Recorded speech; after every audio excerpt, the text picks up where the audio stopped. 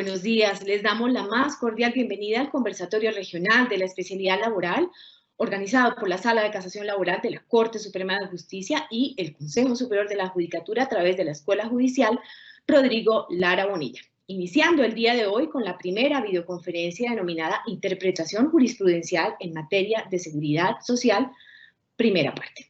Nos acompaña en este día el doctor Jorge Luis Quiroz Alemán, presidente de la Corte Suprema de Justicia, el doctor Luis Benedicto Herrera Díaz, presidente de la Sala de Casación Laboral de la Corte Suprema de Justicia, la doctora Marilucero Novoa Moreno, directora de la Escuela Judicial Rodrigo Lara Bonilla, la doctora Clara Cecilia Dueñas Quevedo, magistrada de la Sala de Casación Laboral de la Corte Suprema de Justicia, la doctora Margarita Márquez de Vivero, presidenta de la Sala Laboral del Tribunal Superior de Cartagena, como invitada de la zona norte del país, y el doctor Martín Emilio Beltrán Quintero, magistrado de la Sala de Descongestión Laboral de la Corte Suprema de Justicia.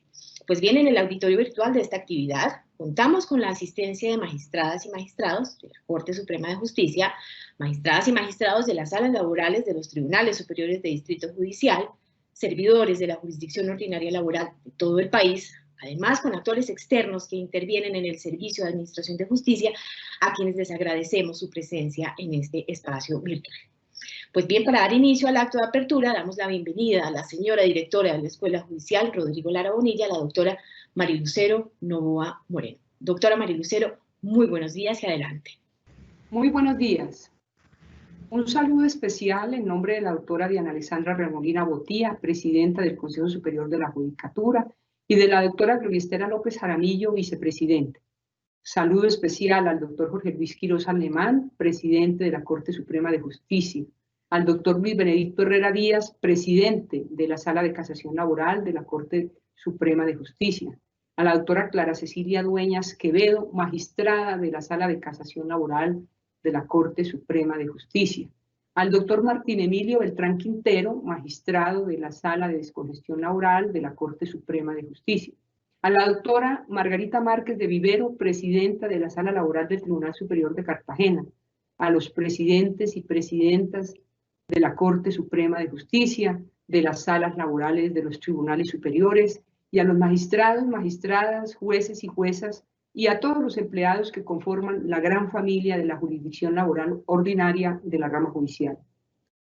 Igualmente saludo a todos los actores del sector justicia que de una u otra manera intervienen en la jurisdicción laboral y que se han interesado en este conversatorio. Por supuesto, a los servidores de la Escuela Judicial que han trabajado con entusiasmo para esta actividad, a la doctora Piedad Salamanca, que durante estos 3 días de conversatorio nos acompañará como moderadora. La transformación de las relaciones laborales ha sido evidente en esta crisis generada por la pandemia y trajo consigo un cambio de paradigma donde el trabajo virtual ha desplazado el trabajo presencial y con ello se han originado nuevos desafíos donde la apropiación de las herramientas tecnológicas son fundamentales para la continuidad del servicio de todos los despachos judiciales y dependencias administrativas de nuestra rama judicial. Es por ello que el Consejo Superior de la Judicatura, a través de los acuerdos 11.532, 11.549, 11.567, dispuso la capacitación para los servidores judiciales en el manejo y apropiación de las tecnologías de la información y la comunicación. La Escuela Judicial Rodrigo Lara Bonilla, en consonancia con ello, ha venido trabajando con toda dedicación y entusiasmo para adecuarnos a esta nueva normalidad, desarrollando actividades académicas en directo, en línea, desde el pasado 31 de marzo, en procura de fortalecer el proceso de enseñanza-aprendizaje, no solo de los servidores judiciales, sino de todos los actores que intervienen en el sector justicia, permitiendo que a la fecha hayamos realizado 127 capacitaciones online, visibilizándose más de 152.248 conexiones entre servidores judiciales y agentes externos de la justicia, además de 8 diplomados para la práctica judicial, 100% virtuales, con una duración de 144 horas, que sin duda impactarán positivamente la actividad judicial y podrá llegar a todos los rincones más lejanos del mapa judicial de nuestro país. Permítanme destacar la labor esmerada y proactiva de los distritos judiciales de Cartagena y Barranquilla, con el liderazgo de la doctora Margarita Márquez, que ha sido pioneros en la implementación de la virtualidad de las audiencias judiciales laborales. Tan efectiva ha sido su gestión que luego de realizar las 2 primeras videoconferencias con jueces y juezas innovadores de Barranquilla, recibimos inmediatamente una solicitud del presidente de la Sala Laboral del Tribunal Superior de Cali, donde nos solicitaba que les facilitáramos una capacitación para los servidores de los tribunales de Cali y de Buga, lo cual se desarrolló con gran éxito y, por supuesto, con el apoyo y la generosidad de formadores y formadoras de Barranquilla y Bogotá. Y hoy podemos decir que los mencionados tribunales, entre otros, han empezado a implementar la virtualidad para el desarrollo de la actividad judicial, pues la digitalización de la rama judicial es una realidad. De las grandes dificultades devienen también grandes oportunidades. Esta pandemia, que cada día no solo cobra vidas y enluta a muchas familias y hogares, sino que también genera un retroceso en el desempleo, el deterioro de la economía, paradójicamente también nos ha mostrado un camino a la reflexión y a la reinvención, que nos impone la necesidad de apropiarnos de las herramientas digitales para hacer más fluida y efectiva nuestras labores cotidianas en beneficio de los usuarios de la justicia. Por eso celebro hoy la oportunidad de este conversatorio para conocer los nuevos cambios jurisprudenciales en materia de derecho laboral individual, colectivo y de seguridad social, surgidos con ocasión de los nuevos estudios presentados a partir de la recomposición de la Sala de Casación Laboral de la Honorable Corte Suprema de Justicia, con experimentados y avesados magistrados que justifican modificaciones, cambios derivados de la realidad social a la que hoy nos enfrentamos. Finalmente, invito muy cordial y efusivamente a todos los servidores y servidoras de esta querida jurisdicción a seguir participando en este conversatorio que se desarrollará durante estos 3 días en procura de fortalecer las competencias cognitivas y humanas para dejar una impronta en los ciudadanos y usuarios de la justicia con una mirada a lo básico, a lo esencial, a lo sencillo, que es la sindéresis, el respeto, la gratitud y el buen trato. Muchas gracias. A usted, doctora María Lucero, muchísimas gracias. Damos la bienvenida también para un saludo el día de hoy al señor presidente de la Corte Suprema de Justicia, doctor Jorge Luis Quirós Alemán. Señor presidente, buenos días. Gracias, Piedad. Muy buenos días. Un saludo especial al doctor Luis Benedicto Herrera Díaz, presidente de la Sala de Casación Laboral de la Corte Suprema de Justicia. Doctora María Lucero Novoa Moreno, directora de la Escuela Judicial Rodrigo Lara Bonilla.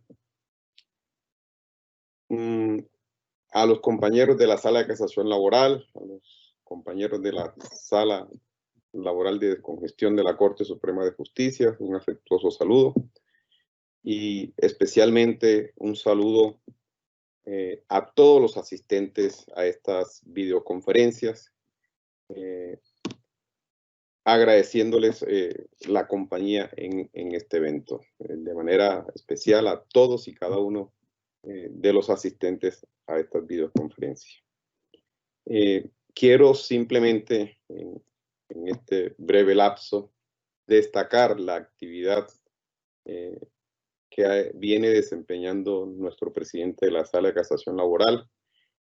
Ha organizado este encuentro bajo estas apremiantes y dificultosas circunstancias en nuestra actividad judicial, pues el confinamiento nos ha puesto a prueba y a fe que hemos venido superando esas pruebas con lujo de detalles. Al equipo de la presidencia de la Sala de Casación Laboral, a la Escuela Judicial Rodrigo Lara Bonilla, a la Oficina de Comunicaciones, el invaluable apoyo para poder realizar este evento, que sin duda va a ser de mucho provecho para la comunidad jurídica y en especial para la jurisdicción laboral y de la seguridad social y de todos sus usuarios. espero que las conclusiones que se saquen de este evento sean, repito, provechosas para el devenir diario de nuestras actividades como magistrados, como jueces, como empleados, como usuarios de la Administración de Justicia. Más que debido a la recomposición de la sala ya venía con algunas inquietudes en cuanto a sus criterios, y la llegada de los nuevos compañeros de sala a la sala permanente permitió que pudiésemos llevar a cabo el examen de algunos criterios, y es lo que queremos compartir con ustedes en estos 3 días. De tal manera que estamos prestos a escucharlos y a compartir las inquietudes. Siempre digo que esto es un proceso de retroalimentación. En estos eventos se recogen muchas inquietudes y eso enriquece la labor diaria de todos nosotros, jueces, magistrados, empleados, y seguro que es en provecho y beneficio de todos nosotros.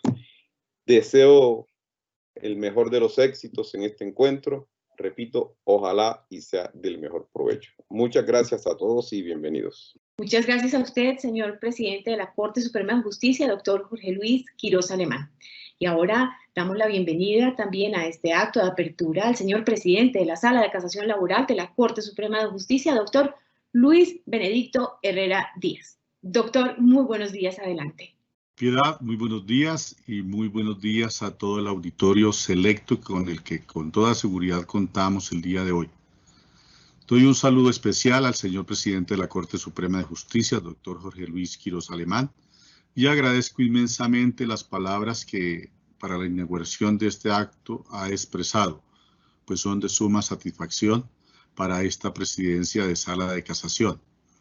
Un afectuoso saludo a todos los compañeros magistrados de las salas de la sala permanente y de las salas de descongestión de la Corte Suprema de Justicia. Un saludo muy especial al Consejo Superior de la Judicatura, particularmente a la doctora Gloria Estela López Jaramillo y al doctor Max Alejandro Flores Rodríguez, quienes han tendido un puente de comunicación permanente entre la Corte Suprema de Justicia y esta corporación, y a quienes se les debe en muy buena parte la actividad que nosotros cumplimos hoy. Por supuesto que un saludo muy afectuoso a la doctora Mari Lucero, quien ha sido la gestora de esta actividad académica, quien ha presentado toda su disponibilidad y quien ha puesto la logística necesaria de la Escuela Judicial. Sin la actividad de la doctora María Lucero, no hubiéramos podido tal vez poder realizar esta forma de comunicación con todos ustedes. Un saludo muy afectuoso para todos los presidentes de las salas de casación laboral de los distintos distritos tribunales de los distintos distritos judiciales, así como los magistrados componentes de las respectivas salas. Un saludo también muy especial a los jueces y juezas que a lo largo y ancho del país prestan sus servicios a la jurisdicción del trabajo y de la seguridad social, a todos los componentes de la rama judicial en sus diferentes dependencias administrativas que han dado lugar a que esta actividad pueda llevarse a cabo a partir del día de hoy. La Sala de Casación Laboral, como dijo el señor presidente de la Corte, ha sido reconformada, reconstruida, por utilizar una expresión que nos permita entender que durante alguna época, unos meses, casi año y medio hacia atrás, empezó a presentar dificultades en lo que tenía que ver con su composición. Esas dificultades condujeron a que a lo largo de ese año y medio muchas de sus posiciones, muchos de sus debates, muchos de sus estudios quedaran pendientes. ¿Por qué? Porque nosotros funcionamos con un número de votos para aprobar las diferentes posiciones de la sala.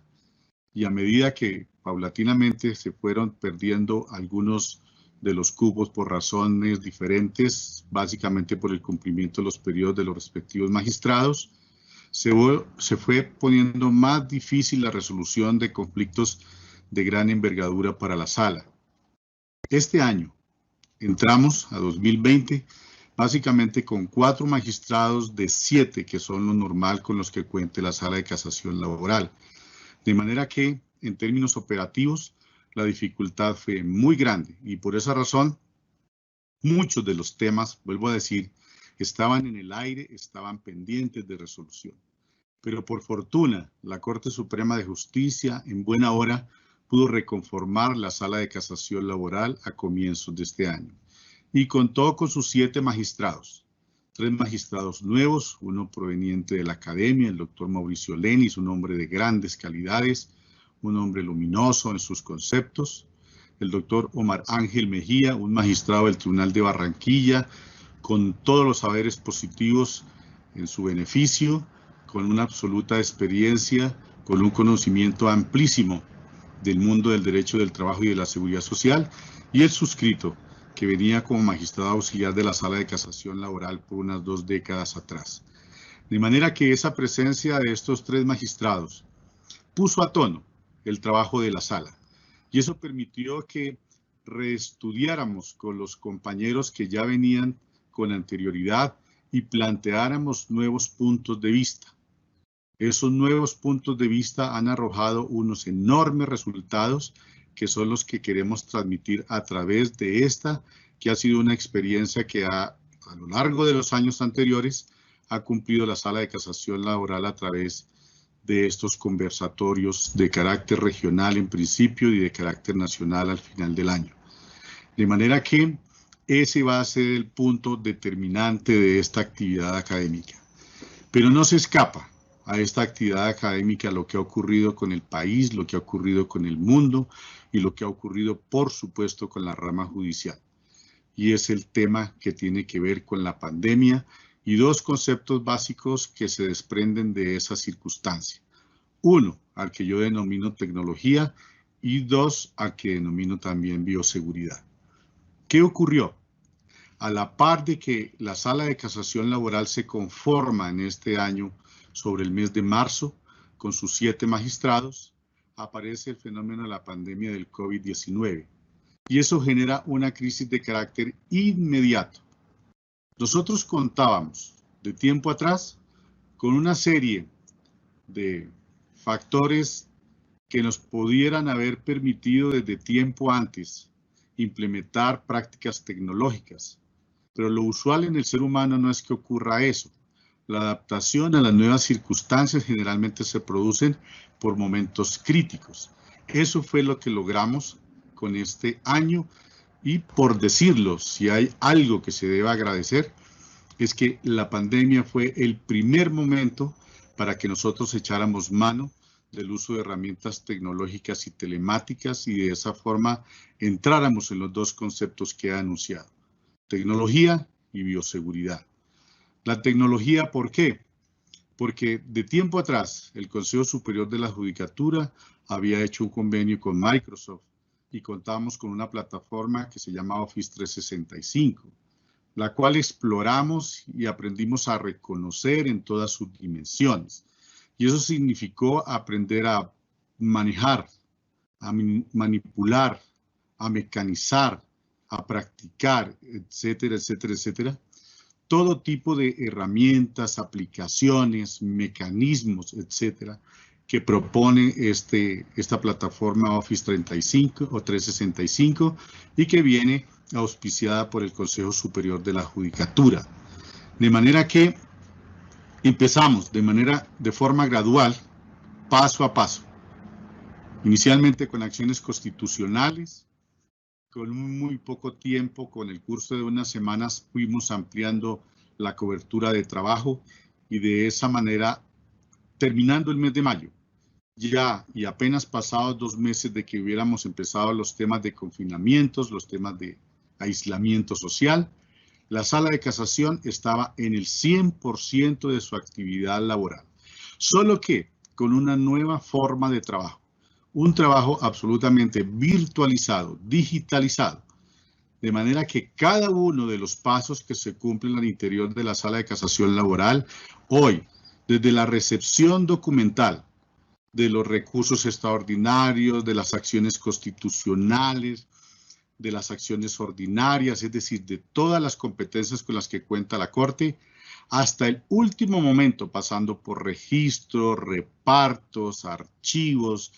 proyecciones, discusiones, aprobaciones y, por supuesto, registro y notificación de decisiones, ya está hoy 100% virtualizado, básicamente con esta plataforma que fue dispensada por el Consejo Superior, repito, y con el esfuerzo enorme, grandísimo de horas extenuantes de trabajo del Grupo de Gestión de Calidad con el que cuenta la presidencia de la Sala de Casación Laboral, toda la disposición de los magistrados de la Sala de Casación Laboral en sus salas permanentes y en sus salas de descongestión, y por supuesto las demás dependencias de la Corte, como su misma presidencia, su misma Secretaría General, su oficina de prensa y de publicaciones, que nos permitieron cumplir la totalidad de este trabajo. Y no solamente pensarlo hacia el interior de la Corte, hacia el interior de la actividad laboral, no, sino hacia el exterior, es decir, hacia el mundo de los usuarios de la Administración de Justicia, básicamente la rama que nos ocupa en este encuentro. Y también primordialmente en las instancias judiciales. Por esa razón es que los conversatorios regionales nos están llevando precisamente a cumplir el propósito que viene enseguida de haber logrado. Por un lado, el desarrollo tecnológico de la Sala de Casación Laboral. Por el otro lado, la protección de la salud y de la vida de todos sus colaboradores, de todos sus servidores, de los usuarios de la Administración de Justicia, de los apoderados, de toda la comunidad en general, con un concepto que tenemos ahora que desarrollar, que es el concepto de socialización del conocimiento. La Sala de Casación Laboral tenía sus fórmulas de comunicación, sus maneras de dar a conocer su pensamiento, su manera de transmitir a los tribunales y a los jueces sus criterios jurisprudenciales. Hoy hemos echado mano de esos dos conceptos anteriores para poder cumplir este encuentro regional y los que sigan con el propósito de socializar las trazabilidades en pensamiento jurídico de la Sala de Casación Laboral. Para eso sus magistrados están absolutamente disponibles para que todos ustedes puedan recibir de primera mano, de manera directa, yo diría que casi que con plena autoría intelectual y por supuesto material, de los pronunciamientos de la sala. En esta mañana contaremos con 2 magistrados titulares, empezando por el señor presidente, con la doctora Clara Cecilia Dueñas. En la tarde contaremos con otros 2 magistrados titulares.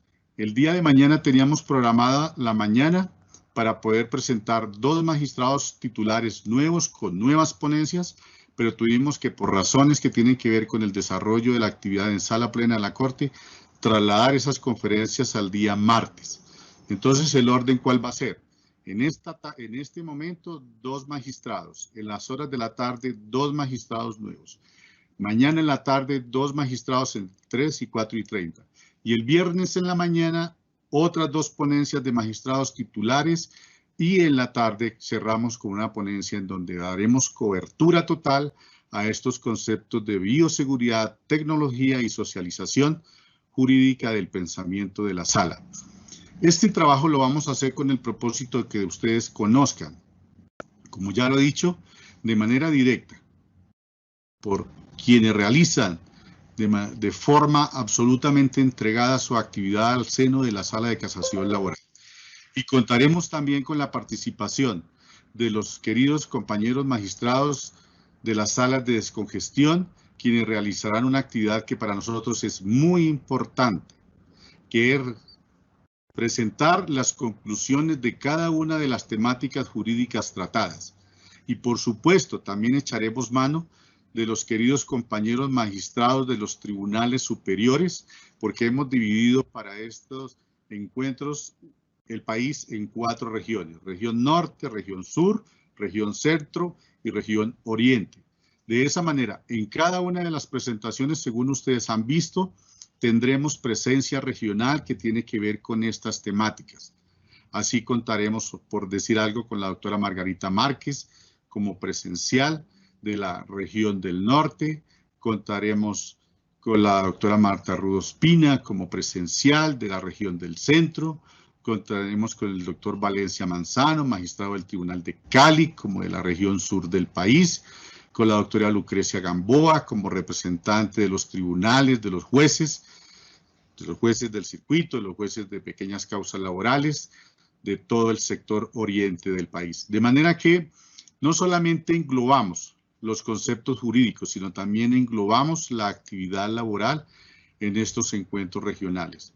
De la misma manera pensamos hacer el trabajo en septiembre, el trabajo en octubre, para hacer un gran encuentro nacional en el mes de noviembre. Ahora presentaremos las primeras temáticas que trabajamos. En el mes de septiembre presentaremos un segundo paquete de temáticas que ya hemos trabajado, como lo ha dicho el señor presidente, en horas extenuantes, inclusive llegando hasta casi amanecer el día siguiente en salas y abusando pues por parte de esta presidencia del esfuerzo y del trabajo de los compañeros, pero hemos logrado esos resultados que presentaremos en el mes de septiembre y en el mes de octubre. Pero no solamente socializaremos el conocimiento de esa forma, hemos utilizado otras herramientas tecnológicas, otro tipo de aplicaciones y otras fórmulas de difusión. Todas estamos dispuestos a que lleguen a todos los rincones del país, a los abogados, a las empresas, a los trabajadores, a todos los que necesiten conocer del pensamiento de la sala y del criterio de la forma como se está remozando desde una vista socializante, atendiendo la situación de este Estado social de derecho que nos rige y, por supuesto, atendiendo particularidades como la que estamos viviendo hoy, porque estamos persuadidos que si hay un papel determinante en el devenir de Colombia en la próxima década y generada por esta circunstancia precisamente desastrosa, es la Sala de Casación Laboral de la Corte Suprema de Justicia, la actividad que corresponde a los jueces laborales, lo que tiene que ver con el mundo del trabajo y lo que tiene que ver con el capital, lo que tiene que ver con empresa, lo que tiene que ver con empleo. Las grandes crisis están por venir y ahí estaremos los jueces para dar respuestas absolutamente jurídicas dentro de un concepto socializante, dentro de este marco que nos rige, que es la Constitución Política de 1991. Doy gracias a todos, estamos a disposición de ustedes. Cuando se hagan las presentaciones al final, vía chat, ustedes pueden formular preguntas que, por supuesto, nosotros graduaremos con su pertinencia y permitiremos al magistrado ponente que absuelva unas 2 o unas 3 en los 5 siguientes minutos de la terminación de su presentación, y las demás, pues miraremos también su pertinencia para que por vía de correo electrónico más adelante las podamos contestar. Entonces, piedad, quedo en manos de ustedes, estaré aquí a disposición y, por supuesto, la presidencia de la Sala de Casación Laboral de la Corte Suprema de Justicia, hoy, en este encuentro y en los siguientes, estará siempre a su disposición. Muy buen día y muchos éxitos para todos. Doctor, a usted muchísimas gracias. El señor presidente de la Sala de Casación Laboral de la Corte Suprema de Justicia, doctor Luis Benedicto Herrera Díaz. Pues bien, entramos en materia con la primera videoconferencia, visión jurisprudencial frente al afiliado y pensionado, quien va a estar a cargo del doctor Jorge Luis Quiroz Alemán, presidente de la Corte Suprema de Justicia y magistrado integrante de la Sala de Casación Laboral de la Corte Suprema de Justicia, quien expondrá el tema en los próximos 20 minutos y, como lo mencionaba el señor presidente de la Sala, contará con 5 minutos adicionales para responder 2 preguntas de las más recurrentes que se realicen a través de nuestro chat de participación, esto pues dado lo limitado del tiempo. Señor presidente de la Corte, muy buenos días nuevamente y adelante. Piedad, muy buenos días a todos los asistentes a esta videoconferencia. Como se los dije hace algunos momentos, espero que sea del provecho de todos y cada uno de los asistentes. Empiezo por decirles que la titulación de esta charla se le ha denominado como visión jurisprudencial frente a afiliado y pensionado en cuanto a pensión de sobrevivientes se refiere. Empiezo por decir que en un Estado social y democrático de derecho, el sistema de seguridad social integral materializa muchos, si no la mayoría de sus esenciales fines, a través de la búsqueda de condiciones de vida dignas para sus miembros. Ello mediante la protección de los riesgos y contingencias que le afectan a los individuos y a la comunidad en general. En ese escenario, el Sistema General de Pensiones se instituye con la finalidad específica de amparar a sus afiliados y beneficiarios de aquellas contingencias derivadas de la vejez, de la invalidez y de la muerte. Riesgo este último, que es el que ocupa la atención de la presente charla y que se hace efectivo a través de la pensión de sobrevivientes, para lo cual, en el marco de la Constitución Política y dada la facultad de configuración legislativa, se han previsto algunos requisitos para su causación y reconocimiento, incluidos aquellos que permitan establecer quiénes serán los beneficiarios de la prestación. En la actualidad, los previstos en los artículos 2 y 13 de la Ley 797 de 2003, que modificaron los artículos 46, 47 y 74 de la Ley 100 primigenia. A propósito de la pensión de sobrevivientes, que como les dije es el tema que nos convoca, la Corte Constitucional desarrolló una serie de principios que condensó en la sentencia C-1035 de 2008, referidos recientemente en la providencia de la Sala de Casación Laboral SL-1730 de 2020, como sustento a la necesidad de adaptar la interpretación y aplicación de las disposiciones que regulan ese derecho a sus fines y a los del sistema, los cuales son, en síntesis, los siguientes principios. Dijo la Corte Constitucional que el principio de estabilidad económica y social para los allegados del causante debe atenderse para la concesión del derecho. Esto encausado a la necesidad de mantener a los beneficiarios de un pensionado o afiliado al sistema fallecido el mismo grado de seguridad social y económica con el que contaban antes de la muerte de aquel pensionado o afiliado. El principio de reciprocidad y solidaridad entre el causante y sus beneficiarios, conforme al cual, en casos de conflicto entre aquellos, los beneficiarios, resulta preponderante, determinante, el compromiso de apoyo afectivo existente entre la pareja al momento de la muerte de uno de esos integrantes de la pareja. Y el principio material de convivencia efectiva al momento de la muerte, como criterio general para contar con la calidad de beneficiario de la prestación, en calidad de cónyuge o compañero o compañera permanente.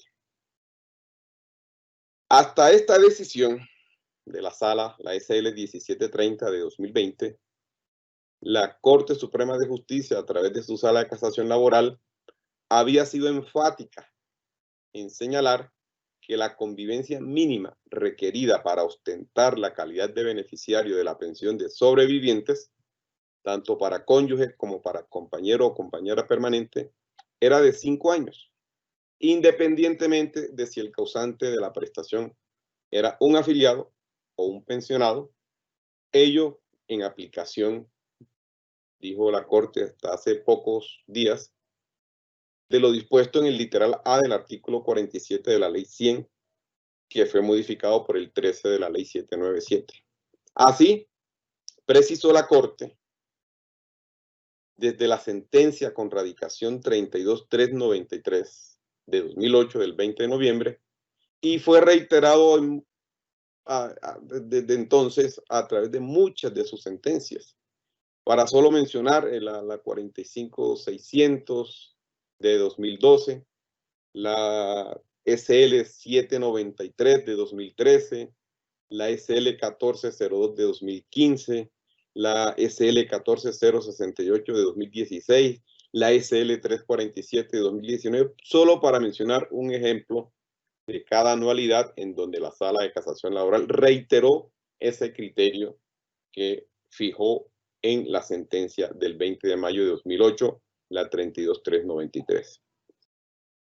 La Sala, en un nuevo análisis de ese criterio jurisprudencial, en esta reciente providencia a la que hemos venido haciendo alusión, la SL 1730, advirtió que esa no era la interpretación de lo dispuesto en el literal A del artículo 13 de la Ley 797, que más se ajustaba a los principios y a la finalidad del derecho a la pensión de sobrevivientes, y que estimamos resultaba necesario establecer la que se armoniza con tales principios, los que trajo consigo la sentencia de la Corte Constitucional, así como con los fines del sistema integral de seguridad social. Pero, se dice en esta sentencia, además que se acompasara asertivamente con las razones que llevaron al legislador a establecer el requisito mínimo de convivencia allí previsto, y conforme a tal motivación,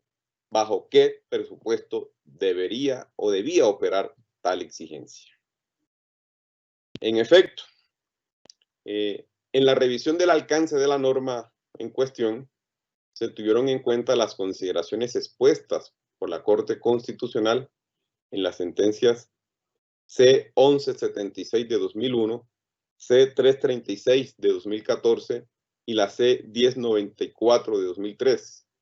Esta última en particular, en la que se analizó específicamente la parte del canon que nos ocupa, advirtiendo esa corporación, la Corte Constitucional, que era razonable suponer que las exigencias allí consignadas buscaban proteger los intereses de los miembros del grupo familiar del pensionado que fallecía, el pensionado, ante reclamaciones ilegítimas de quienes no tendrían derecho a recibir la pensión, favoreciendo así a los matrimonios y a las uniones permanentes de hecho que demuestren un compromiso de vida real, con vocación de permanencia y buscando desestimular conductas dirigidas a obtener el beneficio de manera artificial e injustificada, precisando que la convivencia por 5 años solo se fija para el caso de los pensionados, para evitar las convivencias de última hora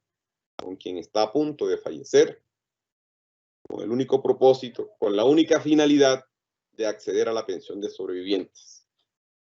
Lo que culturalmente, entre comillas, se llamaba o lo denominaban una frase lapidaria: que no se perdiera la pensión.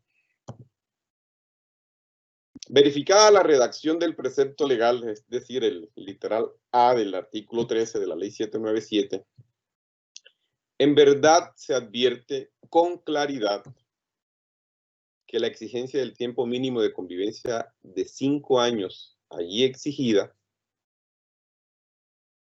se encuentra relacionada únicamente al caso en que la pensión de sobrevivientes se causa por muerte del pensionado.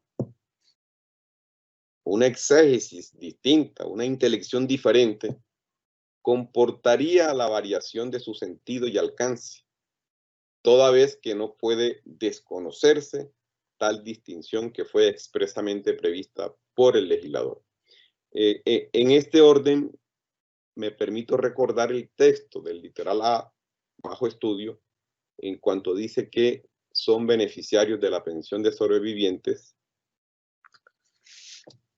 en forma vitalicia el cónyuge o la compañera o compañero permanente o supérstite, siempre y cuando dicho beneficiario a la fecha del fallecimiento del causante tenga 30 o más años de edad. Punto, dice la norma. En caso de que la pensión de sobrevivencia se cause por muerte del pensionado, el cónyuge o la compañera o compañero permanente supérstite deberá acreditar que estuvo haciendo vida marital con el causante hasta su muerte y hayan convivido con el fallecido no menos de 5 años continuos con anterioridad a su muerte. A lo anterior, al texto de la norma, podemos sumar que en los antecedentes de la ley 797, en su exposición de motivos, en los debates al interior del Congreso de esta ley. Recordemos que en ese momento venían ocurriendo algunos reconocimientos pensionales que dejaban mucho que desear. Había cuestionamientos sobre esos reconocimientos, sobre la frase lapidaria que no se pierda la pensión. Había que hacer algo para que no se perdiera la pensión. Corrían a contraer nupcias y a buscar testigos para que se acreditara una convivencia mínima, y fue por eso que el legislador del año 2003 le salió al paso a estas circunstancias, a estas situaciones que estaban dando lugar a un abuso del derecho. En ese proyecto, en ese trámite legislativo, para sustentarse la expedición de lo que es hoy el artículo 13 de la ley 797 y que era el 17 del proyecto de ley, concerniente a los beneficiarios de la pensión de sobrevivientes, se precisó que se regulan los beneficios de la pensión de sobrevivientes estableciendo uniformidad entre los regímenes de prima media y de ahorro individual con solidaridad. Se dijo en esa exposición de motivos y en los debates, adicionalmente se establece que el cónyuge o compañero o compañera permanente debe haber convivido con el pensionado por lo menos 4 años antes del fallecimiento, dijo el legislador en el trámite, con el fin de evitar fraudes. Así, resulta claro que esa ha sido la intención del legislador. La teleología del legislador quedó consignada en este trámite. Desde la expedición de la Ley 100, al establecer una diferenciación entre beneficiarios de la pensión de sobrevivientes por la muerte de afiliados de un lado y la de pensionados de otro lado, previendo en este último caso, el de pensionados, el requisito de tiempo mínimo de convivencia, justamente para evitar conductas fraudulentas como expresa y claramente se expuso en el trámite de la Ley 797 en el seno del Congreso. Y así lo advirtió la Corte Constitucional también en la referida decisión de 2004, cuando refiere que convivencias de última hora con quien está a punto de fallecer y así acceder a la pensión de sobrevivientes en caso de muerte de quien venía disfrutando de una pensión. Tal distinción comporta una legítima finalidad que perfectamente se acompasa con la principal de la institución que regula, la protección del núcleo familiar del asegurado o asegurada que fallece, que puede verse afectado por la ausencia de la contribución económica que aquel o aquella proporcionaba bajo el entendido de la ayuda y soporte mutuo en la familia, constitucionalmente protegida en todas sus modalidades, ya sea constituida por vínculos naturales o jurídicos, como núcleo esencial de la sociedad. Basta leer el artículo 42 de la Constitución Política para establecer ese fundamento de la protección al núcleo familiar.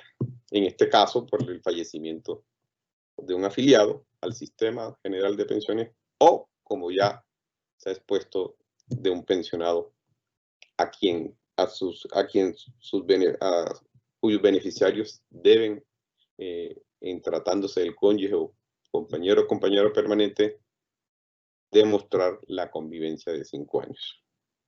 En conclusión, como se precisó en la mencionada sentencia SL 1730 de 2020, conforme lo dispone el literal A del artículo 13 de la Ley 797, para ser considerado beneficiario de la pensión de sobrevivientes en condición de cónyuge o compañero o compañera permanente supérstite del afiliado, sistema que fallece, no es exigible ningún tiempo mínimo de convivencia, toda vez que con la simple acreditación de la calidad exigida, esto es cónyuge o compañero o compañera permanente, y la conformación del núcleo familiar con vocación de permanencia y vigente para el momento de la muerte, se da cumplimiento al supuesto previsto en dicho literal, lo que da lugar al reconocimiento de la prestación que por el hecho de la muerte corresponde. El tiempo mínimo de convivencia de 5 años solo es exigible entonces en caso de muerte del pensionado, sin que pueda tenerse tal diferenciación como discriminatoria. Otra advertencia que se hace en esta sentencia, pues para salvaguardar el principio de igualdad previsto en el artículo 13 de la Constitución Política, debe establecerse diferencia de trato entre desiguales. En el presente caso, el elemento diferenciador lo constituye la condición en la que se encuentra el asegurado causante de la prestación. Veamos. 1. El afiliado que está sufragando el seguro para cubrir los riesgos de invalidez, vejez y muerte, que no tiene un derecho pensional consolidado, pero que se encuentra en construcción del mismo y para dejar causada la pensión de sobrevivientes requiere el cumplimiento de una densidad mínima de cotizaciones prevista en la ley, desde luego. Apenas tiene una expectativa, no tiene nada consolidado. En tanto que el pensionado, con un derecho consolidado que deja causada la prestación a los miembros de su núcleo familiar con el solo hecho de la muerte, circunstancia en la que adquiere relevancia la exigencia de un tiempo mínimo de convivencia, por lo dicho, para evitar fraudes al sistema pensional, cuya sostenibilidad debe salvaguardarse para que sea posible el cumplimiento de los fines para los cuales fue previsto. Finalmente, ello conllevó también a fijar el criterio conforme al cual, para efectos de la aplicación de ese literal, no hay lugar a efectuar ninguna distinción entre beneficiarios de un afiliado no pensionado, según la forma en la que se constituye el núcleo familiar, por vínculos jurídicos o naturales, rememorando en esta sentencia lo considerado por la Corte Constitucional cuando analizó la constitucionalidad del artículo 163 de la Ley 100 antes de que fuera modificado por la Ley 1735 de 2015. En la Corte, en esa sentencia, la C-521 de 2017, que en punto al concepto de familia y su protección sin discriminación, en consideraciones que se avienen al sistema pensional, precisó que el constituyente consagró una protección igual para las uniones familiares constituidas por vínculos naturales o jurídicos, como también para las conformadas por la decisión libre de contraer matrimonio o la voluntad responsable de conformarlas. Por lo que la diferencia de trato entre el cónyuge del afiliado y el compañero o compañera permanente del afiliado, a quien se impone la obligación de convivir durante un periodo mínimo de 2 años para acceder a las mismas prestaciones, estamos hablando del 163 de la Ley 100, no está justificada para parámetros objetivos y razonables, consideraciones aplicables a la prestación de sobrevivientes en el sistema pensional.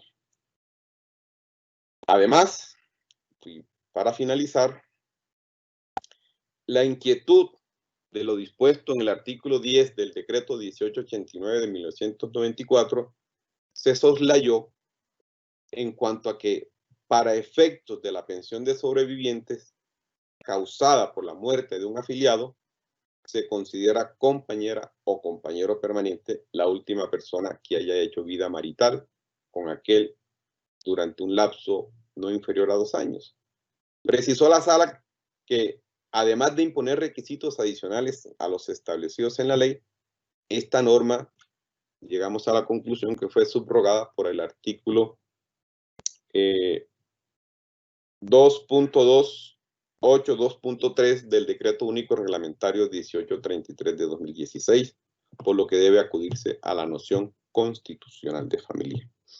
De este modo, esas fueron las bases, los fundamentos, los criterios a tener en cuenta para reexaminar la jurisprudencia que hasta esta sentencia era de del resorte de la Sala Laboral de la Corte Suprema de Justicia en cuanto a la concesión de la pensión de sobrevivientes y sus requisitos de convivencia, distinguiendo si se trata de un pensionado o de un afiliado al Sistema General de Pensiones.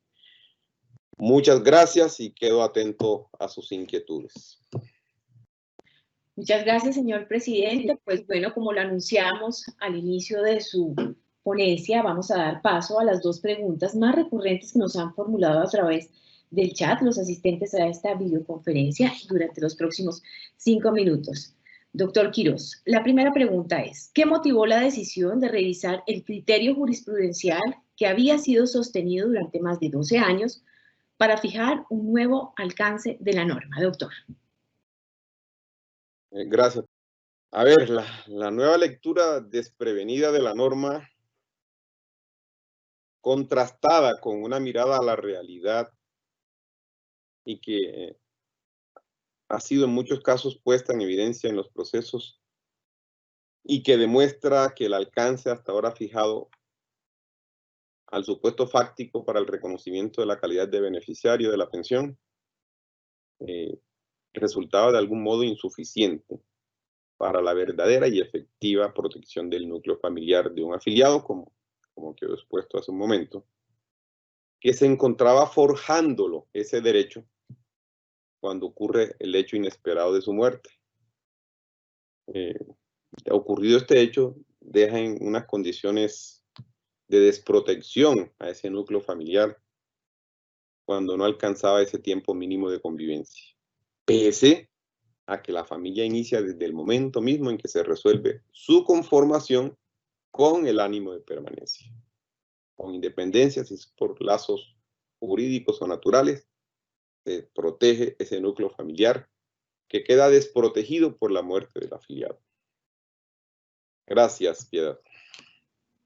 Perfecto, doctor, muchas gracias. Y nuestra segunda pregunta es, ¿qué justifica la restricción impuesta para el caso en que la muerte es de un pensionado, doctor?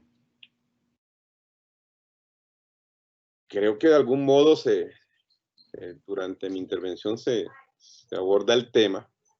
¿Por qué la necesidad de ese cambio? El cambio que no ofrece ninguna discriminación, como también lo dijo la Corte Constitucional al revisar el artículo 163. Les recuerdo, para esa época, antes de 2003, eran muchas las circunstancias que llevaban al reconocimiento de manera fraudulenta de pensiones de sobrevivencia o de sustitución pensional. Esa fue la razón para que se revisara el criterio que quiso el legislador realmente con la expedición de la ley 797. Por eso acudimos a su teleología, a los antecedentes de esta ley, y surge de alguna manera con claridad la pretensión del legislador, que era evitar fraudes al Sistema General de Pensiones, los matrimonios de última hora. Entonces, si lo que se quiso por el legislador fue evitar esos fraudes con matrimonios o con vínculos afectivos supuestamente existentes a última hora, obviamente hay que darle un tratamiento distinto a los beneficiarios de un pensionado que a los beneficiarios de un afiliado. Esa es la razón, Piedad, para llevar a cabo este replanteamiento del criterio y hacer una distinción en ese sentido. Perfecto, muchísimas gracias, doctor Quirós, presidente de la Corte Suprema de Justicia, por esta ponencia tan interesante. Y bueno, pues ahora damos el paso a la doctora Clara Cecilia Dueñas Quevedo, magistrada de la Sala de Casación Laboral de la Corte Suprema de Justicia, quien disertará sobre la condena en intereses moratorios en pensiones legales, quien expondrá el tema por los próximos también 20 minutos y adicionalmente contará usted, doctora Clara, con 5 minutos para responder 2 preguntas de las más recurrentes que, recordamos, se realizan a través del chat de participación. 2 preguntas, también lo recordamos, dado lo limitado del tiempo. Doctora Clara Cecilia, un gusto saludarla. Muy buenos días y adelante. Buenos días, Piedad. Buenos días a todos los asistentes. Muchas gracias a la doctora María Lucero, a la Escuela Judicial por este espacio. Espero que todos y todas las personas que en este momento nos escuchan, que no son más que nuestros colegas y amigos de Bogotá, de la Corte Suprema de Justicia, de los diferentes tribunales y juzgados del país, se encuentren bien, igual que sus familias.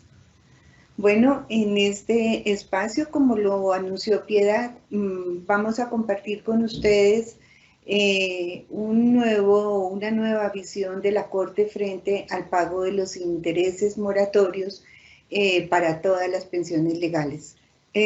Como les decía, este es el tema que vamos a tratar, intereses moratorios en el régimen de transición pensional. Un cambio de criterio jurisprudencial que plasmó la Sala Laboral de la Corte en la sentencia SL 1681 del 2020. Para el desarrollo, pues vamos a hacerlo de una manera muy sencilla, muy breve, por razones de tiempo.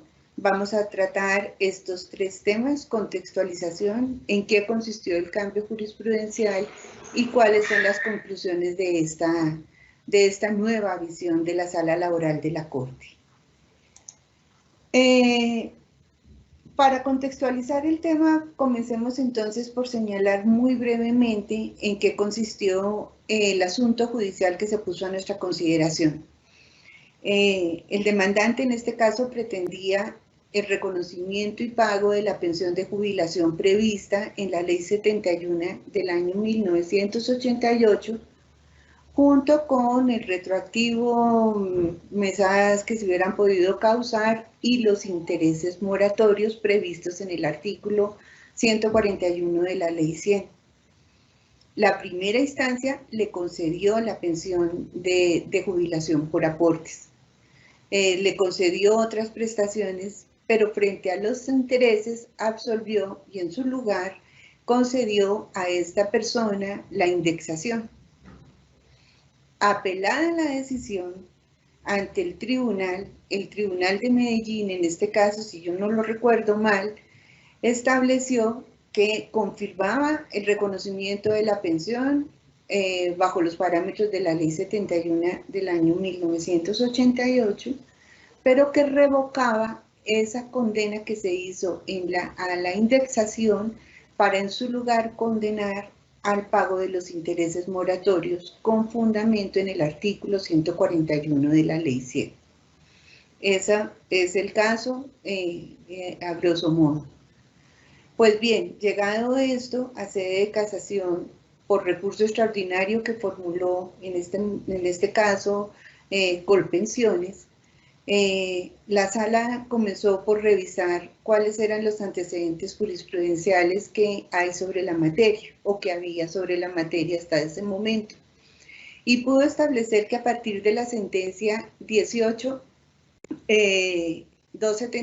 del año 2000, la Corte venía sosteniendo el criterio según el cual esos intereses moratorios previstos en el artículo 141 de la Ley 100 únicamente podían ser aplicados a aquellas pensiones que se reconocieran bajo la integridad de la nueva Ley de Seguridad Social. Es decir, no tenía cabida, según lo entendía la Corte, para otras pensiones que se otorgaban con base en el régimen de transición. Esta fue, digamos, una visión jurisprudencial que tuvo la Corte desde el año 2000 y de ahí en adelante diría yo que incluso hasta el año 2019. Sin embargo, la Corte ya venía pensando de tiempo atrás en la necesidad de replantear este criterio. Así lo hizo en este caso, en el que el único tema que se venía discutiendo en casación era si procedían o no el pago de estos intereses para la pensión. Es decir, Colpensiones en momento alguno venía cuestionando el derecho a la pensión bajo la égida de la Ley 71 del 88. Estaba cuestionando la procedencia del pago de los intereses. La Corte consideró entonces que debía, a partir del problema jurídico que se planteó, si era o no procedente el pago de estos intereses para este tipo de pensión que se había otorgado en el régimen de transición, la Corte de entrada estimó oportuno cambiar su visión jurisprudencial. A ese propósito se planteó, digamos, tres puntos a dilucidar. La obligación del pago oportuno de las pensiones, cuál fue el propósito útil del artículo 141 de la Ley 100 del 93, y además afirmó en esta sentencia que las pensiones del régimen de transición también hacen parte del sistema general de pensiones.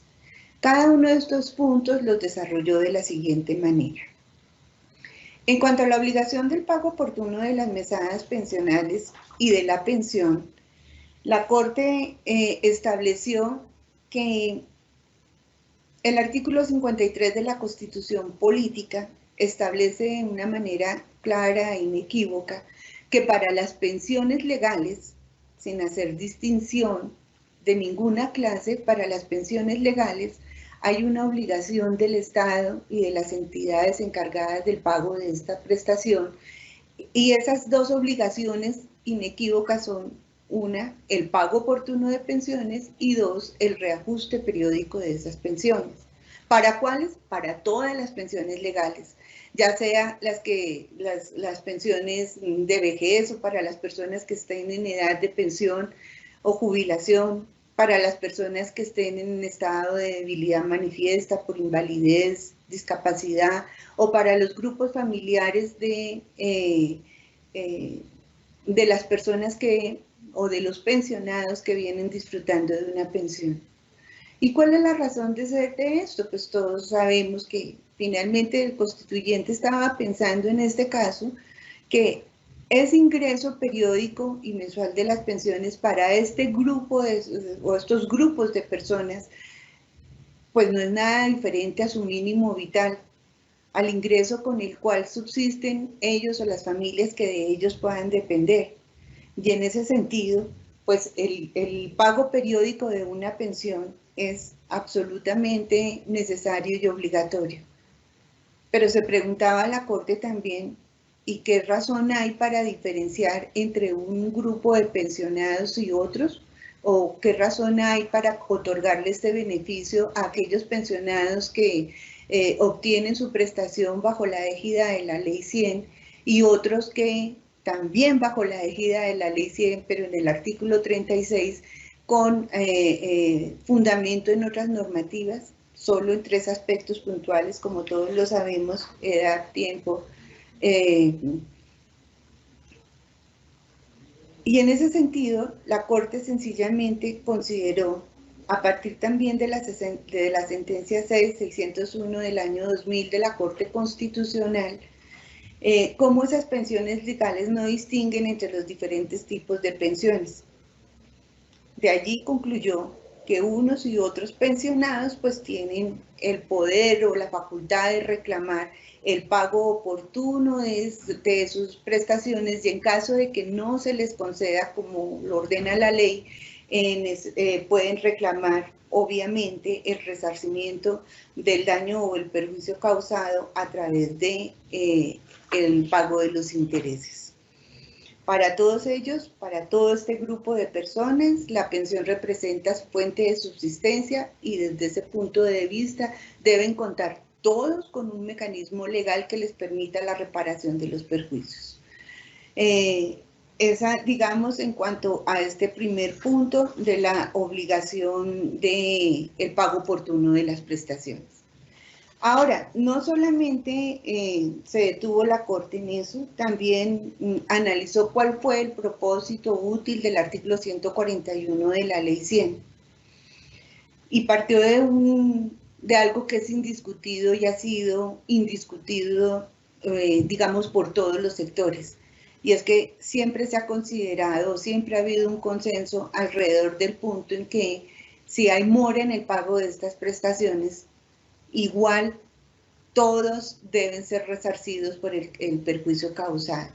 Sin embargo, la doctrina y la jurisprudencia antes de la expedición de la Ley 100 y concretamente de su artículo 141, pues tenía visiones o criterios diferentes.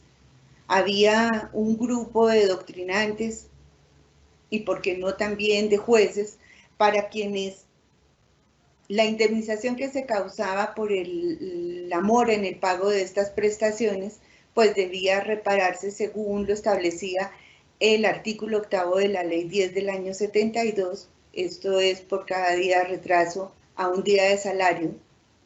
Y había otro sector que consideraba que en realidad no debíamos acudir a esta norma, sino por analogía a lo que estaba dispuesto o a lo que está dispuesto en el artículo 16-17 del Código Civil.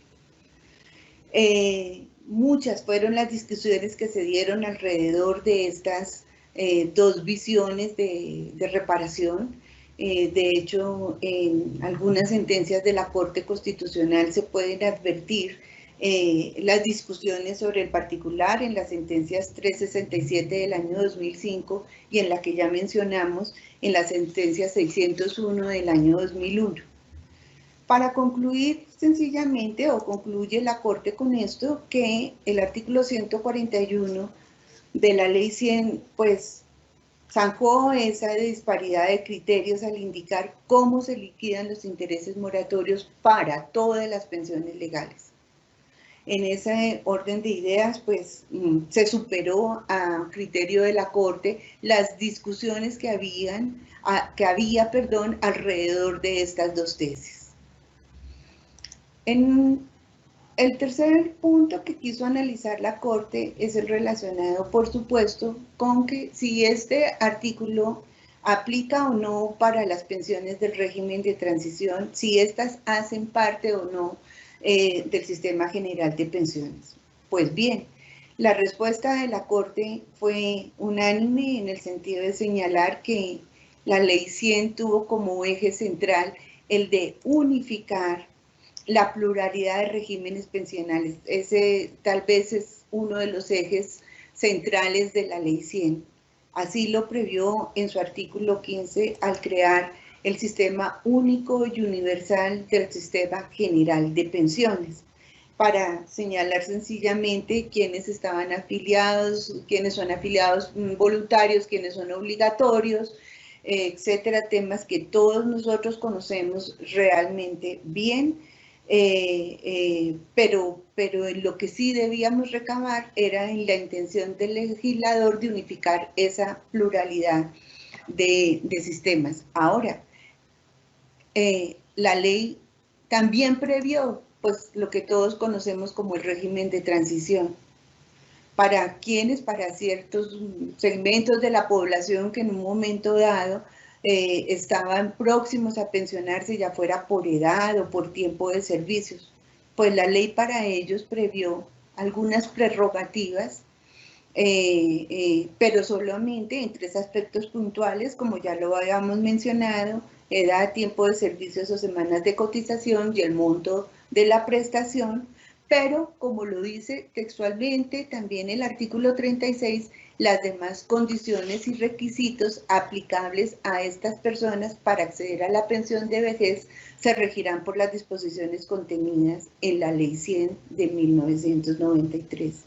Luego, de esta manera, queda claro que dentro de este Sistema General de Pensiones, este sistema único y universal, también están incluidas las pensiones que consagró el artículo 36 de la Ley 100. Están allí englobadas y de esa forma, pues queda sin ningún sustento la consideración que antes sostenía la Corte o la Sala, en el sentido de señalar que únicamente aplicaba para aquellas personas que se pensionaran íntegramente con las reglas de la Ley 100. En este orden de ideas, pues, considera la Corte entonces que no existe ninguna razón para que los pensionados bajo el régimen de transición tengan, como es la Ley 33 del 85, o la Ley 71, que era la que estábamos estudiando en este caso, el Acuerdo 049, entre otras, puedan obtener el derecho al pago de los intereses moratorios a los que tendrían lugar derecho en caso de mora en el pago de sus prestaciones. Pero la Corte no solamente se quedó ahí, la Corte también dijo que las pensiones obtenidas después del 1 de abril del año 93, después de la entrada en vigencia del Sistema General de Pensiones, fueran del régimen de transición o fuera la pensión ordinaria que consagra el artículo 33 de la misma ley, se entienden incluidas en el sistema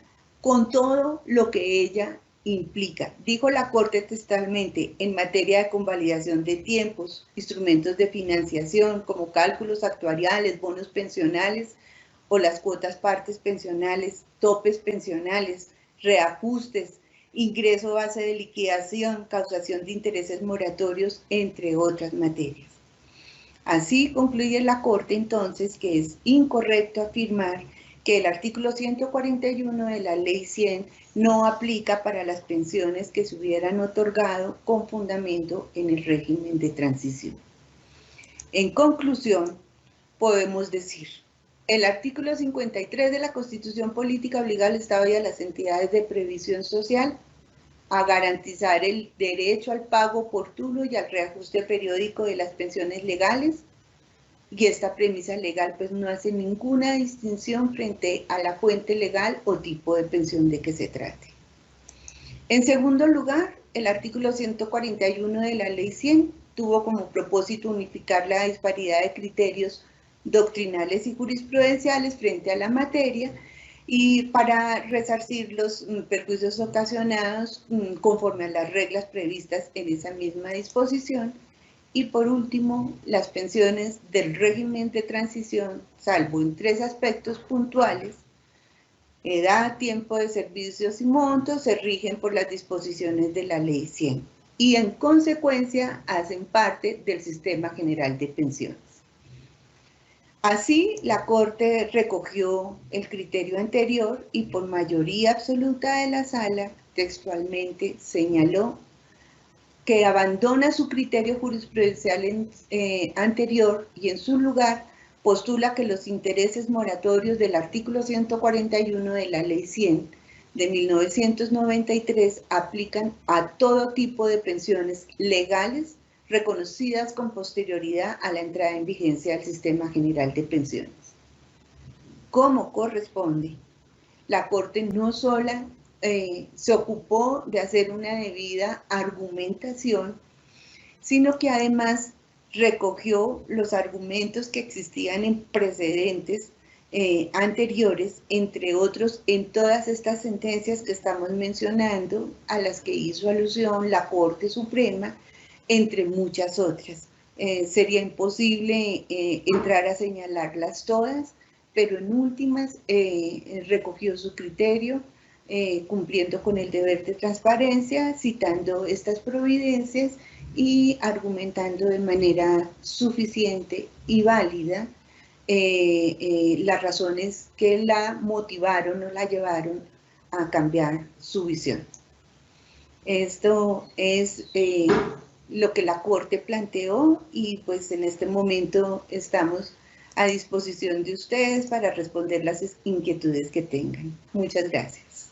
A ustedes, doctora Cecilia, muchísimas gracias. Pues bueno, tenemos los próximos 5 minutos para contestar las 2 preguntas que nos han hecho llegar. La primera pregunta, señora magistrada, es si conforme al artículo 53 de la Constitución Política, que garantiza el derecho y el reajuste periódico de las pensiones, sin distinguir la fuente legal o el tipo de pensión, si es posible extender este nuevo criterio a las pensiones convencionales, doctora. Gracias, Piedad. Bueno, esta es una pregunta que en realidad resulta importante porque si bien el criterio uniforme de la Sala es que existe el deber y la obligación de aplicar estos intereses de la Ley 100 a todas las pensiones legales, en cuanto a las pensiones de carácter convencional, el criterio no es mayoritario. Uno de los 7 magistrados que integran la sala permanente de la Corte Suprema de Justicia considera que también aplica a las pensiones convencionales. Luego, esa precisión es válido hacerla. Ahora bien, ¿por qué la mayoría de la sala no acoge el principio de que estos intereses también sean o se extiendan a las pensiones convencionales? 2 son las razones. En principio, diría yo. Una, cuando nosotros leemos el artículo 53 de la Constitución Política de manera clara y contundente, podemos observar que el constituyente se refirió al pago de esos intereses, o al pago oportuno, mejor, al pago oportuno de las prestaciones respecto de las que tienen carácter legal. 1. 2. La ley 100 únicamente se ocupó de las pensiones legales. La ley 100 no hizo extensivas sus alcances y sus normas a prestaciones consagradas en otros estatutos jurídicos, entre otras cosas porque, como lo mencionaba hace un momento, la intención del legislador con la ley 100 fue la de unificar la proliferación de regímenes pensionales, tanto desde el punto de vista legal como convencional que existían en el país. Esas son las razones para que la sala laboral no acoja el criterio de que ampare también a las pensiones convencionales. Muchas gracias, doctora. Bueno, y la segunda y última pregunta es, si frente a una pensión de transición, cualquiera que sea la normativa aplicable, ¿caben los intereses moratorios cuando se reclamen diferencias por un reajuste o reliquidación de la pensión? Ok, también la pregunta resulta muy pertinente. Esta primera sentencia en la que la Corte cambió su criterio, su visión frente al tema, dejó abierta la posibilidad de pagar estos intereses moratorios por el retardo en las mesadas pensionales. En varios de sus apartes se puede ver, por ejemplo, cuando explica el sentido útil de la pensión. No, empecemos por el primero. Cuando habla del pago oportuno de las mesadas pensionales, es un derecho de todos los pensionados sin importar el tipo de pensión legal adquirida. Allí se refirió a las mesadas y no solamente al hecho del reconocimiento de la pensión. Y si seguimos avanzando en el texto de la sentencia, cuando explicó el sentido útil del artículo 141 de la ley 100, también se refirió a las mesadas pensionales. Dijo en ese aparte: la doctrina y la jurisprudencia siempre ha existido consenso en punto a que la mora en el pago de las mesadas pensionales debe resarcirse a través de un mecanismo legal. Luego, lo que quiero significar con esto es que se deja muy abierta esa posibilidad en esta providencia, y muy seguramente, de hecho lo hemos conversado ya en la sala, en un caso puntual se hará una mayor precisión sobre este aspecto de pagar también esos intereses moratorios frente al retardo de las mesadas pensionales y no solamente frente a la mora en el reconocimiento de la prestación. No sé si con eso quedaron zanjadas las inquietudes del auditorio. Muchísimas gracias, doctora. Bueno, tenemos varias inquietudes, pero por efectos de tiempo hemos decidido formular solo 2 preguntas. Pero le agradecemos muchísimo, doctora Clara, por su conferencia. Estaremos muy atentos. Le agradecemos infinitamente y ahora pues le damos paso al doctor Martín Emilio Beltrán Quintero, magistrado de la Sala de Desconexión Laboral de la Corte Suprema de Justicia, quien a partir de su conocimiento y experiencia presentará las conclusiones de las temáticas planteadas en las videoconferencias, tanto del doctor Jorge Luis Quirós y la doctora Clara Cecilia Dueñas. Usted, doctor Martín Emilio, bienvenido, dispondrá de 10 minutos o 12 minutos para hacer estas conclusiones. Muchas gracias, doctora. Gracias, Piedad. Gracias a todo el auditorio. Gracias, doctora. Muchas gracias. Gracias, doctora Piedad. Muy buenos días a todos y todos los asistentes. Un saludo a mis compañeros magistrados. Quiero agradecer a la presidencia, a la Sala de Casación Laboral y a la Escuela Judicial por la invitación como magistrado de la Sala de Descongestión Laboral a participar en este conversatorio regional. Ahí me correspondió pues, las conclusiones de los dos temas y cambios jurisprudenciales que acaban de exponer los magistrados ponentes, y como para sintetizar, lo quise agrupar las conclusiones de 5 puntos para cada tema.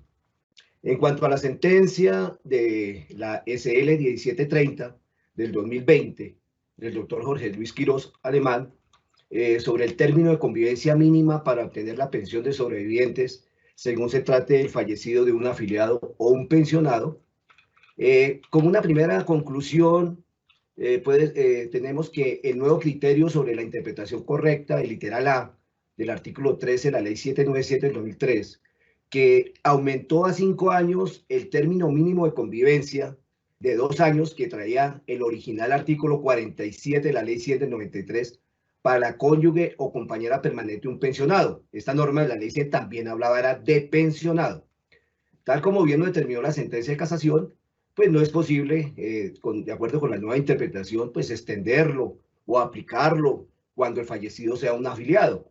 Ello pues, se puede condensar en 3 razones fundamentales. La primera, como ya se explicó, pues en la intención del legislador de que esa exigencia era solo para pensionados. Es así que textualmente lo dijo. Segundo, en la exposición de motivos de la ley que buscaba evitar conductas fraudulentas de convivencias a última hora de los pensionados que estaban por fallecer. Y la tercera razón fundamental es la clara redacción de la norma en cuanto a que esa exigencia por la muerte de un pensionado para nada refería al afiliado. Y por lo tanto, partiendo de una interpretación textual o literal de la norma, y como lo dijo el doctor Quirós, acorde a los principios o fines de la seguridad social, pues no era posible que se extendiera a los afiliados, al afiliado fallecido. Una segunda conclusión es que en consecuencia no es posible imponer un término específico de convivencia, pues porque la ley no lo consagró y ni siquiera era dable acoger los 2 años que prevé el artículo 10º del decreto 1889 del 94, que en su oportunidad, en su época, aludía al afiliado como bien lo explica la sentencia, el doctor Quirós también lo mencionó. Una tercera conclusión es que esa diferenciación entre la muerte de un pensionado y la de un afiliado no es para nada discriminatoria, ni viola un derecho de igualdad. Es así que está justificada, se trata de 2 situaciones distintas, como también lo explica la sentencia. Una cuarta conclusión es que entonces a la cónyuge o compañera del afiliado fallecido, para que sea considerado beneficiario de esta pensión de sobreviviente, le bastaría acreditar solamente 2 aspectos. ¿Cuáles son? Primero, que el vínculo matrimonial o la condición de compañero esté vigente para el momento de la muerte del afiliado. O sea, no valen esas separaciones de la compañera o que de años atrás y que hubiera convivido en unos primeros años o que la cónyuge se hubiera divorciado, ¿no? Aquí tiene que estar vigente tanto el vínculo de la cónyuge y el compañero. Una segunda es que se encuentre demostrado lo que se ha denominado el ánimo o la intención de conformar una familia o comunidad de vida, con vocación de continuidad y permanencia, que es lo que en esencia protege el Sistema General de Seguridad Social, lógicamente con el cambio sin exigir un tiempo mínimo de convivencia. Como una quinta conclusión, es que siendo esto último lo que define el derecho a la pensión de sobrevivientes por la muerte de un afiliado, aquí los jueces y magistrados de todo el país que están aquí presentes entran a cumplir un papel importantísimo, porque serán ellos con un análisis objetivo, no una visión subjetiva, sino un análisis objetivo, quienes basados en la libre convicción de la apreciación de la prueba y la aplicación de las reglas de la sana crítica, los que definan en cada caso en particular y según el material probatorio recaudado, si nos encontramos en presencia de cualquiera de estas 2 situaciones que se pueden dar. La primera, frente a simples noviazgos, ya sean de larga o corta duración, convivencias casuales, esporádicas, pasajeras, efímeras, fugaces, momentáneas, transitorias, precarias o temporales, como la quieran llamar, o de pronto de convivencias acordadas, convenidas, ya sea bajo el mismo techo o conviviendo en lugares separados. que no entrañen una verdadera intención de conformar una comunidad de vida, que sea estable y permanente, y por ende se alejen de lo que es realmente una convivencia real o efectiva, situación en la cual pues no nacería el derecho a obtener la pensión de sobrevivientes. O nos encontramos al contrario, una segunda situación, estar frente a una convivencia que busca una comunidad de vida fundada en una unión de pareja, estableciendo lazos de amor, afecto entrañable, apoyo económico, una mutua comprensión, solidaridad, acompañamiento espiritual, y lo más importante, un proyecto de vida de pareja que sea responsable, que sea estable, que sea permanente, que sea continuo y que se traduzca en lo que la jurisprudencia, y como quedó señalado en la providencia, que se traduzca en una convivencia real y efectiva. Ello, lógicamente, al no existir ya término, con independencia que lleven juntas o las personas estén juntos varios años, meses, semanas, y de pronto podrá darse el caso que incluso días, porque lo que permite dar el derecho, en este caso, sería que se den los requisitos que se acaban de mencionar. De ahí que en estos asuntos, la actividad probatoria de las partes y los abogados, inclusive, que sé que hay muchos abogados aquí presentes, debe ser suficiente, debe brindar un total convencimiento al fallador para conceder o negar un derecho, porque así sea el causante un afiliado, habrá casos en que la persona no merece el derecho, otras que el mismo no se pruebe, o otros donde incluso se pueda también presentar maniobras fraudulentas para obtener provecho económicos. Este no es solo exclusivo este fenómeno para los casos de los pensionados. En caso de un afiliado también puede haber fraudes. Entonces, en mi parecer, la decisión y el nuevo cambio no le está dando mayores ventajas probatorias al grupo familiar del afiliado, como lo han entendido muchos. No se trata de que, como ellos tienen que demostrar, no tienen que demostrar ningún mínimo de 5 años de convivencia, tenga una ventaja. Ello sobre los beneficiarios de un pensionado que sí debe probar. Recordemos, la cónyuge, 5 años en cualquier tiempo, y la compañera, 5 años inmediatamente anterior a la muerte. Sino que bajo estas nuevas reglas, que ya fueron explicadas, y directrices del nuevo criterio, pues se le podrá conceder el derecho a quien verdaderamente lo tiene. Entonces, yo pienso y creo que todos los jueces, todos los magistrados deben mirar con lupa y con mucho cuidado cada caso particular. A título de anécdota, en un proceso, la Sala 1 de Descongestión, la sentencia SL 2825 de 2020 está próxima a publicarse. Nosotros negamos una pensión de sobrevivientes a una persona que, si bien tenía un tiempo considerable de vivir con el causante bajo el mismo techo, al efectuar un estudio que debe ser ponderado de las pruebas por parte de la Corte, quedó al descubierto que realmente no eran pareja. Simplemente existía un acuerdo, un compromiso con el asegurado, llámese afiliado o pensionado, de que si ella lo cuidaba, le preparaba sus alimentos, le arreglaba la ropa, le hacía el aseo, le recordaba qué hora debía tomarse los medicamentos porque el señor tenía una enfermedad, o lo acompañaba a hacer vueltas, él a cambio de eso le dejaba una pensión bajo una aparente relación sentimental que no existía. Se logró demostrar en el proceso, se concluyó que eso era un simple negocio entre ellos, sin lazos afectivos, ni menos ánimo de conformar una familia o un hogar con vocación de permanencia. Esos son, cada caso particular hay que mirarlo. Entonces, siguiendo el nuevo criterio jurisprudencial y la interpretación correcta de la norma aplicable, que ahora se expone en el nuevo pronunciamiento, en últimas será el material probatorio donde dependerá que la justicia le conceda o le niega el derecho a los beneficiarios de un afiliado. Esos son a rasgos las conclusiones que, a mi parecer, tiene este gran pronunciamiento. Ahora, en cuanto al otro tema, que es de la doctora Clara Cecilia Quevedo, que es la sentencia de los intereses moratorios, brevemente, es un cambio jurisprudencial necesario que venía reclamando algunos litigantes y muchos jueces o magistrados que estaban convencidos de esta nueva tesis y pues, que venían apartándose inclusive del criterio en forma respetuosa a la sala. La nueva postura estableció o está en armonía más con la sentencia de constitucionalidad del artículo 41 de la ley 100. Igualmente, sobre el interés moratorio respecto a pensiones legales, la sala lo extendió no solamente a las pensiones que se conceden integralmente con fundamento de la ley 100, sino también por virtud de la transición, porque en algún momento se aceptó las pensiones del acuerdo 049. Aquí se establece para otra clase de pensiones como la ley 33 del 85 y la ley 71 del 88, y como bien lo dijo la doctora Clara, pues se amplió su cobertura a esta clase de pensiones que hacen parte del sistema. Se aclaró igualmente que no solamente procedían sobre las pensiones de vejez, la ordinaria, la de sobrevivientes, la invalidez, sino también a otra clase de pensiones especiales de orden legal.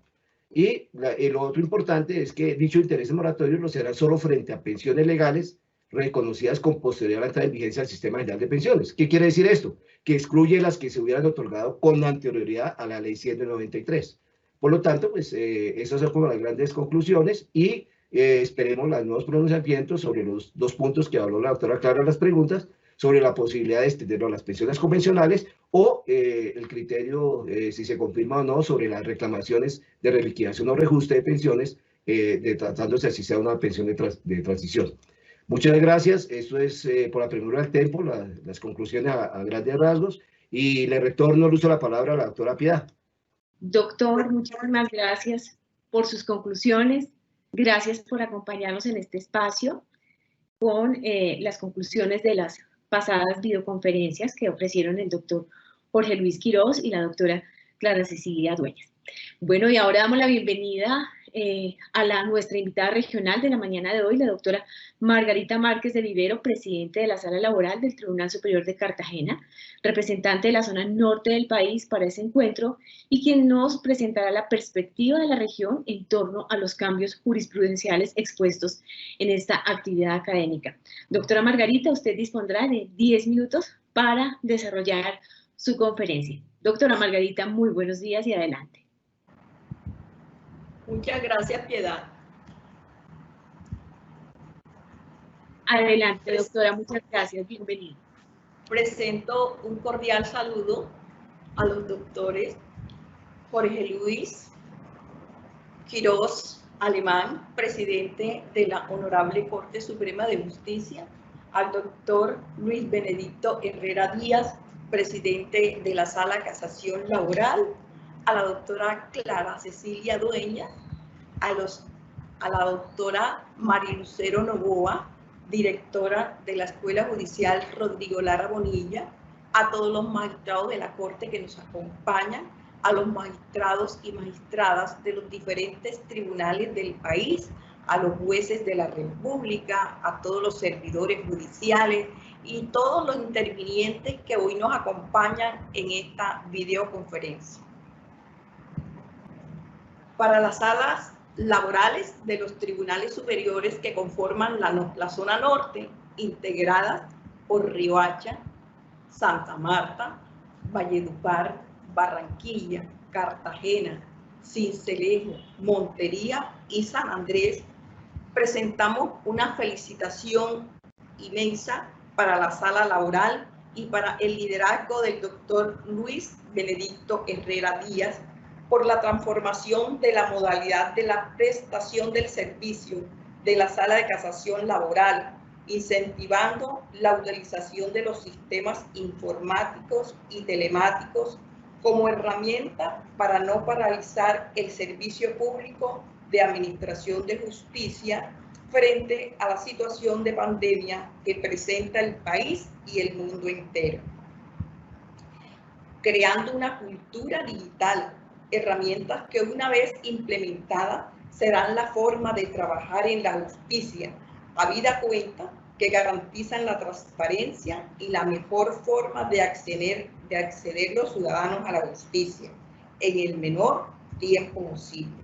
Creemos conveniente y necesario que esa buena práctica judicial sea replicado en todos los tribunales del país. Por integrar a toda la especialidad en estos espacios académicos, aprovechando la virtualidad que permite ahora, como nunca antes, que todos los servidores judiciales que la integremos estemos presentes en esta videoconferencia, magistrados, jueces, empleados, podernos reunir para compartir y analizar las razones y fundamentos legales y constitucionales que inspiraron los cambios jurisprudenciales, buscando la verdadera finalidad del órgano de cierre, como es la unificación de la jurisprudencia. Agradecemos la oportunidad de poder expresar a través de un representante de la zona norte, nuestro pensamiento frente a los cambios de jurisprudencia y en especial de las sentencias que hoy los magistrados exponentes explicaron con un discernimiento explícito, claro, fundado en las razones legales y constitucionales que reivindican la esencia de las normas de estirpe social. Los tribunales de la zona norte las recibimos con beneplácito, son justas y convenientes. Algunas han sido aplicadas por nuestras salas, pero hoy podrán construir un criterio unificado y adoptado sin que existan discrepancia alguna. Por la brevedad del tiempo, quiero compartir una presentación con la finalidad de esbozar concretamente la importancia para nosotros de estas jurisprudencias. Con respecto a la sentencia SL 1730-2020, expuesta por el doctor magistrado ponente Jorge Luis Quiroz Alemán, el tema sustitución pensional por muerte del afiliado y por muerte del pensionado, es importante este criterio, reevaluación de la jurisprudencia por lo siguiente. Unifica la jurisprudencia nacional y decide en forma definitiva la interpretación correcta del artículo 13 de la Ley 797 del 2003. Armoniza la interpretación del artículo 13 de la Ley 797 del 2003 con la sentencia SS 1094 del 2003 y los principios constitucionales condensados en la sentencia CC 1035 y del principio constitucional de favorabilidad indubio prioridad. Se evitan posibles acciones constitucionales en los casos que se niegue la pensión de sustitución por muerte del afiliado cuando no se demuestran los 5 años de convivencia. Otorga seguridad y confianza al ciudadano al unificarse el criterio jurisprudencial del artículo 13, 793 del 2007. Con relación a la sentencia SL 1681-2020, presentada en el día de hoy por la magistrada ponente Clara Cecilia Dueñas Quevedo, con el tema condenas de intereses moratorios en pensiones legales, es importante este criterio por lo siguiente. Unifica la jurisprudencia en la aplicación de los intereses moratorios para todas las pensiones legales. Concientiza a las entidades de previsión social de reconocer y pagar las mesadas oportunamente sin distingo alguno. Se consolida el concepto de incluir las pensiones del régimen de transición como parte del sistema general. Se evitan las acciones constitucionales para reclamar los intereses de los pensionados que no se les reconoció sus intereses ni su pago.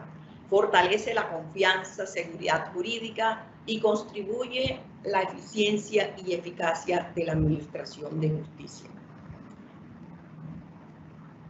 Creo muy importante este cambio jurisprudencial para todos los tribunales de la zona norte, porque esto va a permitir que no exista esa discrepancia en las salas y en los tribunales, por cuanto últimamente los procesos podían durar mucho tiempo en los juzgados, pues no por desidia de los jueces, sino por la congestión a que nos vemos abocados, y luego posteriormente, al ir en consulta o en apelación al tribunal, los tribunales en su integración de sus salas muchas veces tenían criterios diferentes.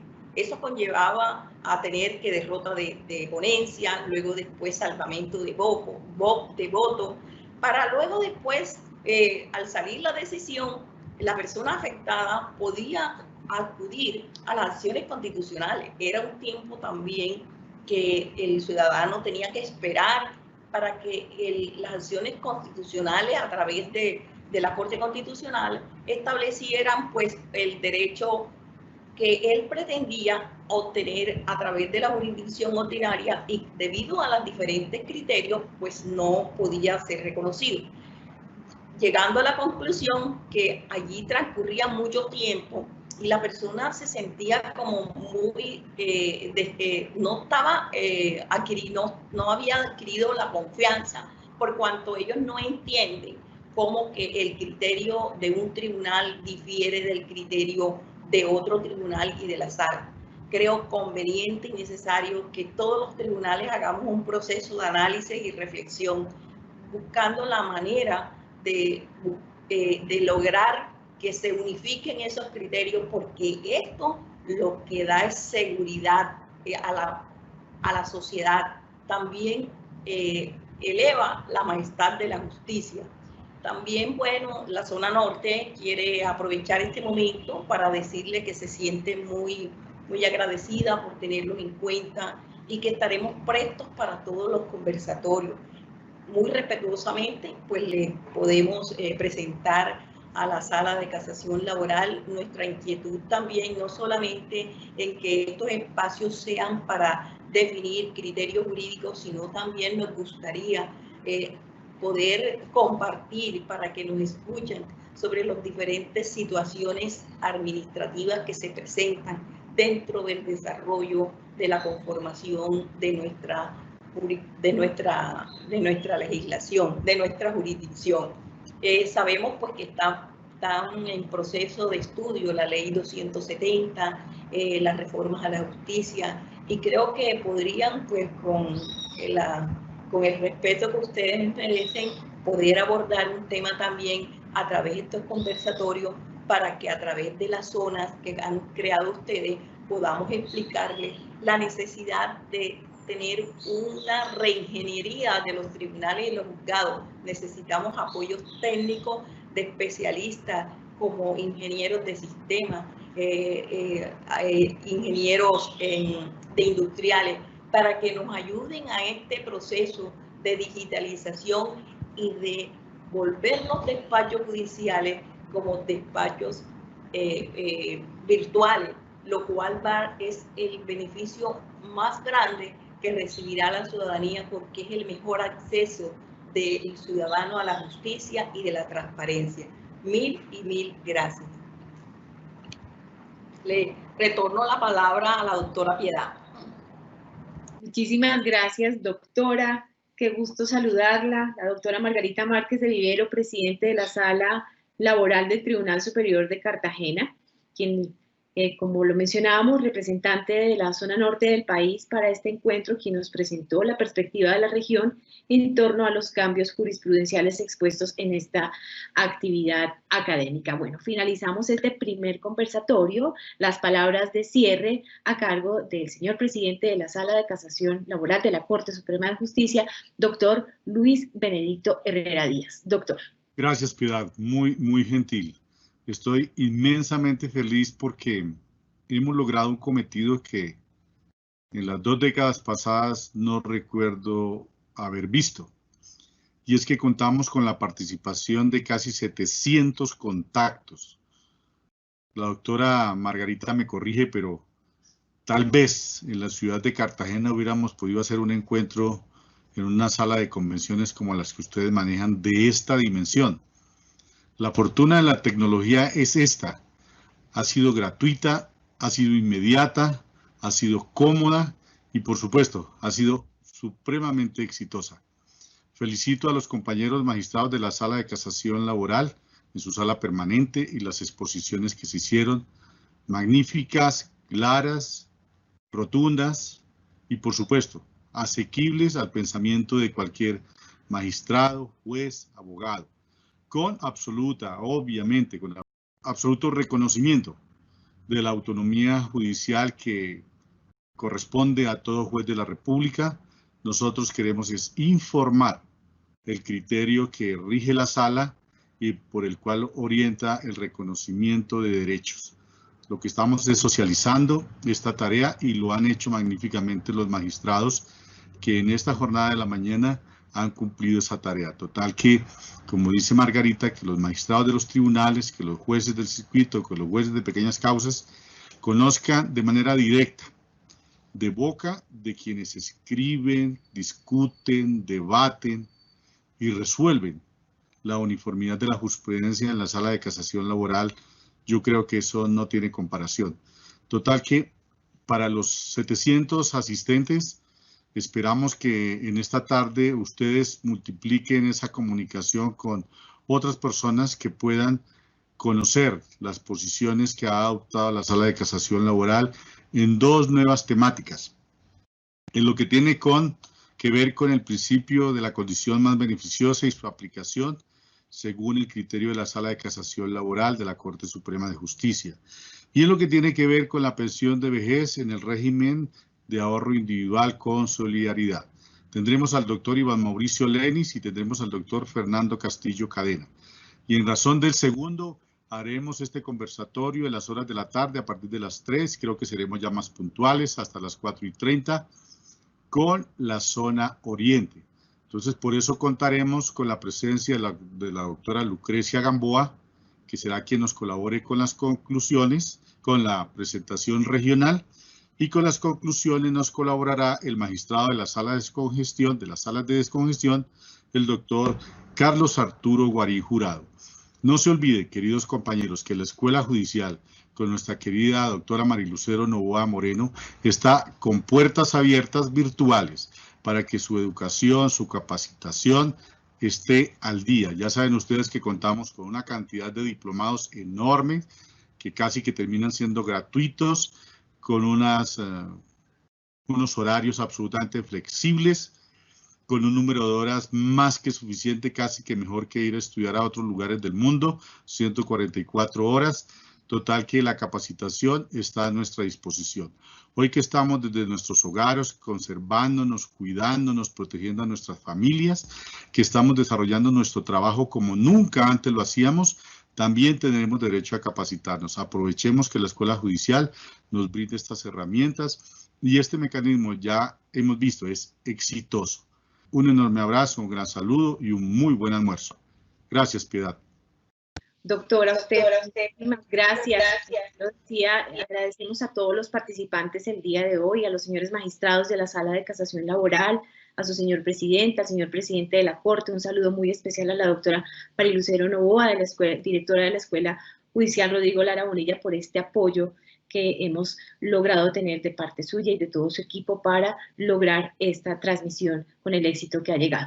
Los invitamos a continuar participando en el conversatorio regional de la especialidad laboral. Agradecemos a todos nuevamente su participación. Nos vemos a las 3 de la tarde. Feliz día. Gracias.